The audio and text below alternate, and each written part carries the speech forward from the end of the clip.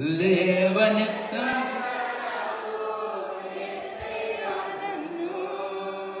క్షేమమివ్వగలవు శాశ్వత కాలము.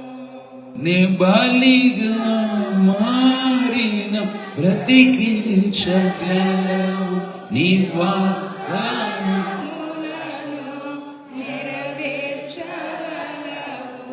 నే బలిగా మారిన బ్రతికించగలవు